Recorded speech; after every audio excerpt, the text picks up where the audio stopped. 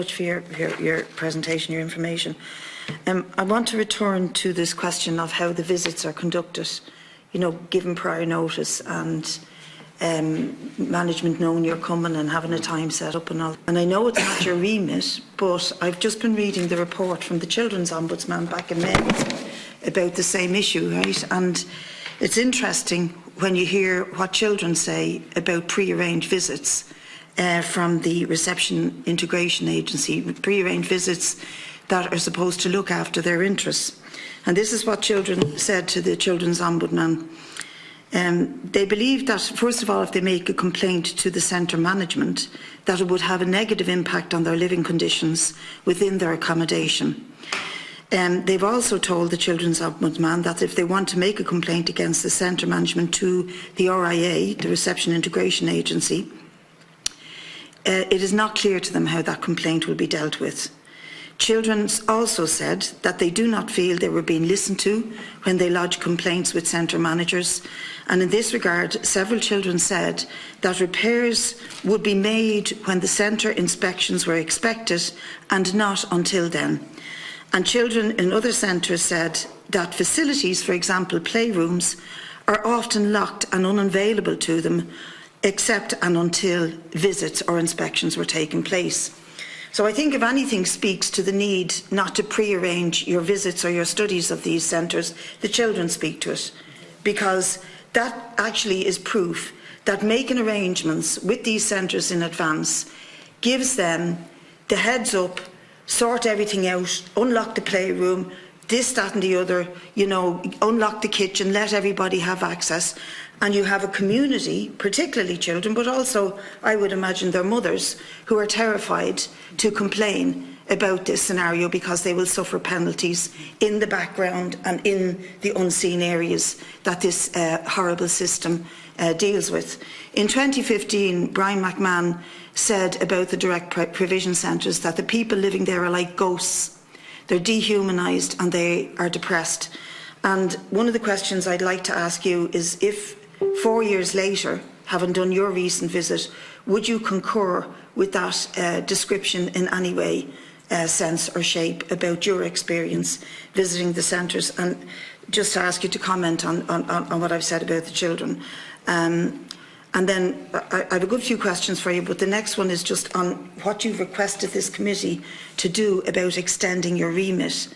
Exactly what, because I may have missed a bit in the beginning, what extension of your remit would you like to see? Would you like to see it in the area of the lengths of time that people stay there, the provisions around the right to work, because they are very restrictive, and having restrictive provisions around the right to work is extremely unhelpful, because I'd say most people who work in this house earn less than 30,000 a year, you know, who do the grafting work in this house, and asylum seekers, or sorry, people who have the right to work, can only get jobs that pay them more than 30,000, which leaves them very, very restricted.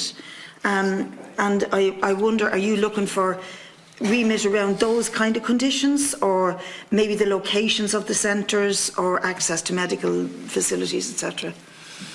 If I come to the first point first, and again, Senator Black raised the similar point in respect of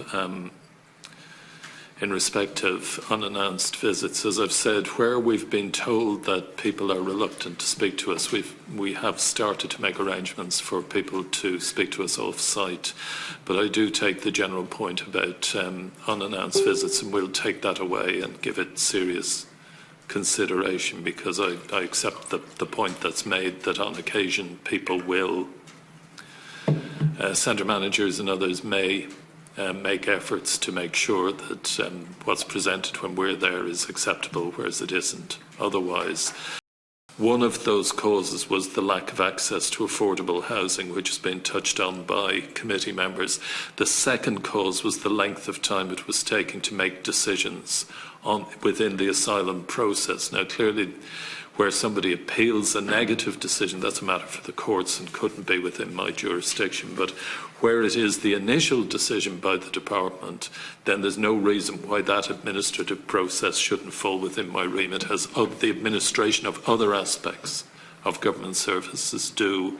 and that would enable me, hopefully, to bring attention to bear on those delays. We, at the moment, as you know, as the standards are being introduced, as was described earlier, with the rolling changes of contracts or with new contracts, that will enable us to comment on all of those things covered by the standards, some of which you covered there. So that would be, the direct provision centres are within my remit. If there is a set of standards, as there are in many aspects of public life, then we use those standards as a measure when we deal with complaints about those facilities, or we could use them as the basis of an own initiative investigation. So those issues would be ones generally that either fall within my remit or are affected by that particular restriction we talked about the administration of the system. But for instance, if centres didn't comply with the requirement to provide play facilities where there are children present, then clearly that is something that we could deal with at the moment. So. Thanks very much. Just one other thing that's at the core of this system that I'm just wondering, have you thought about or would you be able to look at? And that is the privatised nature of the delivering of the system. I mean, there's several companies make millions out of running direct provision centres. There's only 7 of them, as far as I'm aware, that are run by statutory bodies. The rest are all privatised, run by private companies, Aramac, Barlow, East Coast, Mosney, etc. And they make a fortune, to say the least, out of it, which makes it in their interests to have cutbacks like closing down kitchens, turning off services, etc. at certain times so that they can maximise profits. It would also be in their interest not to spend or overspend on staffing levels and having, high standards, if you like, that maybe if the system was run instead by the local authority or the HSE or the Department of Education or the Department of Justice itself, that you would mitigate that drive to profit and deliver a better system. And I'm just wondering if you would have any role in commenting on that and putting that forward, because I do think it's a massive problem.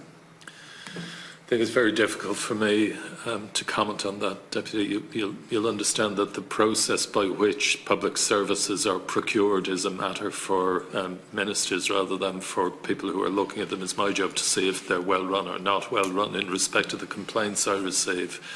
But who runs them, I think, is very much a political matter rather than an administrative one for the Ombudsman. OK, well then this brings me to my final point, because I'm quoting here from the Children Ombudsman report. I'm listening to what you have to say. The Department of Justice has a role in it. Judge Brian McMahon did a big piece of work where he recommended that we end direct provision. Instead, it's increasing. And then there's the multiple problems of the housing crisis, the health crisis, mental health crisis, all of the things that we've touched on, that there's a holistic approach to how we treat asylum seekers, refugees, etc. And in a way, I was very, very struck by what Deputy Catherine Connolly said earlier on when she talked about the vacuum that she believes exists in places like, well, a place like Oughterard, because clearly, and Deputy Pringle also gave witness to the same, that there'd be kerfuffle about a centre opening up. And then once it opens up, there's no problems in people living there and living in the local town, local community. But here you see, I think there can be a vacuum in information, but there's a responsibility on all of us not to be negative, to give cause to hatred, to racist, to negative perceptions about people. And here I think we've got a very responsible local deputy like Catherine Connolly and a totally irresponsible one like Deputy Noel Grealish, whose remarks should be withdrawn. It is outrageous what he said, and I know I'm directing this at the public as much as anybody else because I have an opportunity to do so. I think it's outrageous that he and others who are trying to follow, now that he has opened up that chink, that others are trying to follow him to compete, to say, oh sure, I'm shocked by Africans coming over here and sponging off our system. And I would say to them that with every hungry belly comes a pair of hands and a brain, and we should utilise that opportunity to give people the right to work and engage in society. I also think that the responsibility for what is happening lies with the system itself.